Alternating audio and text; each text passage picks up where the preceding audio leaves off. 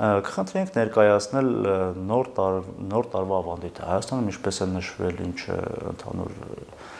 ընդունված ավանդույթներ են եղել, որ հայերը պարբերաբար դրանց հետևել են, սիրով նշել են։ Պետք է իմանանք, որ այդ ավանդույթը ժամանակի ընթացքում անդադ փոփոխվել է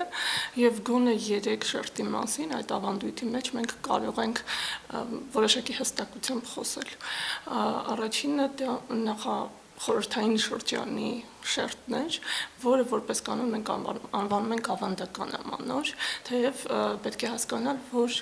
այստեղ կա որոշակի պայմանականություն, որովհետև խոսքը վերաբերվում է 19-րդ դարավերջին եւ 20-րդ դարասկզբին, հետո խորհրդային շերտը իհարկե ձևավորվեց, խորհրդային ժամանակաշրջանը բերեց իր կարևոր ներդրումը ամանորի ավանդույթի մեջ եւ որոշակիորեն կարող ենք խոսել արդեն հետ խորհրդային ժամանակաշրջանի, արդեն մեր օրերի մասին։ Իհարկե առաջինը տոնի նախապատրաստությունն էր շատ կարևոր այս տոնի համար, որովհետեւ գիտենք, որ բոլոր տոների մեջ թերևս ամանորը ամենաշատը կապվում է որոշակի հրաշքի, հեքիաթի հետ եւ շատ կարևոր էր դառնում նախապատրաստությունը, այսպես ասեմ, այդ հրաշքին։ Երկրորդ կարևոր արդեն հանգուցակետ արդեն տոնի դիմավորումն էր իր բնորոշ տարրերով, ասենք առ այսօր էլ գործում է այն համոզմունքը, որ պարտադիր պիտի ընտանիքը հավաքված լինի միասին, որովհետև առհասարակ ամեն ինչ արվում էր միավորելու համար աշխարհը, սոցիալական խմբերը, ամբողջականությունը այդ ամենի ապահովելու համար, որովհետև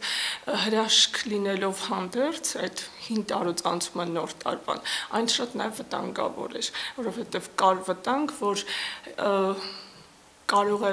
մարդը, աշխարհը, հասարակությունը կորչել, այսպես ասած, այդ անժամանակության մեջ, երբ որ հին տարին փոխարինվում է նոր տարով։ Եթե կարելի է դա ամանորյա ճաշացանկից խոսեք, ինչ էին ուտում ավանդաբար ամանորին հայերը։ Հունվարի 1-ը, երբ որ դարձավ տարեսկիզբ, տեղափոխվեց ամանորը հունվարի 1 եւ այդպիսով ընկավ Սուրբ Ծննդյան Պասի մեջ, ինչը պայմանավորեց պասային տեսականին ուտեստի։ Խորհրդային շրջանում մտավ իր ուտեստային տեսականին, առհասարակ այս շրջանում տոնը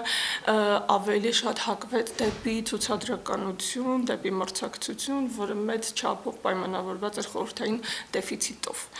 Եվ ցավոք սրտի միջով մեր օրերը մենք տեսնում ենք դրա արձագանքները առ այսօր,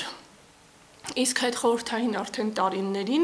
կարելի է ասել, որ մեր ամանորյա սեղանը ըստ էության իմ նշած այդ 3 շերտերի մի ամբողջությունն է ներկայացնում։ Անկախացման ժամանակաշրջանում մենք այդ գլոբալիզացման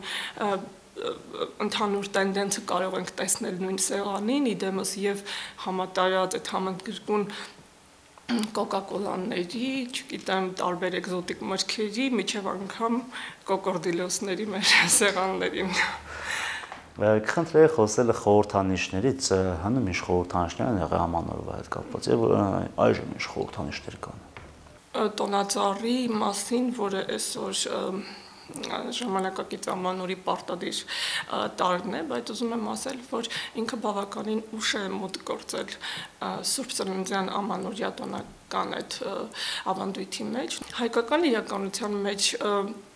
ճիշտ ասած դժվար է ասել տոնածառը երբ հայտնվեց, որովհետև այս առումով մեր ազգագրական նյութերը շատ սուղ են, կարելի է ասել գրեթե չկան, բայց ենթադրում ենք, որ 20-րդ դարասկզբի մասին պետք է միայն խոսել դրա մասին։ Ձմեռ Պապի Ձյունանուշ հայկական իրականության մեջ երբ արդեն առաջացան այդ խորհրդանիշները ամանորյա։ Ձմեռ Պապի մասին եթե խոսելու լինենք, ավելի շուտ Կաղանդ Պապի ավելի կերպարով, արևմտահայկական միջավայրում էր տարածված, ավելի արևմտյան ազդեցությամբ համարվում է նրա կապվում է Կաղանդ Պապը ընդհանրապես Սուրբ Նիկողայոսի անվան հետ, իսկ մեր իմացած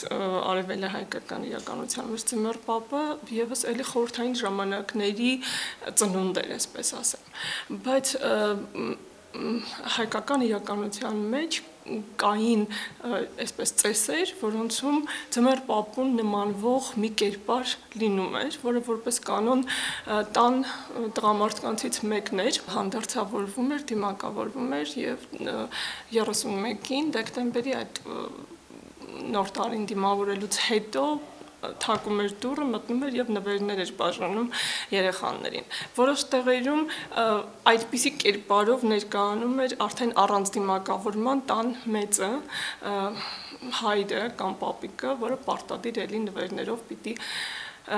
այդ օրը տուն գար եւ բոլորին երեխաներին ուրախացներ։ Նորամուծություններին կխնդրի անդրադառնանք, ինչ նորամուծություններ կան ամանոր նշելու։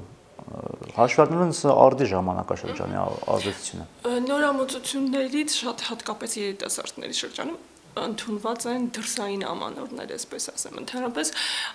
ավանդաբար տարիների վեր մենք գիտենք, որ այդպես ներկայացվում է եւ այդպես կա, որ ամանորը ընտանեկան տոն է, տան միջավայրում նշվող տոն է։ Այսօր մենք կարող ենք տեսնել այս ընդհանուր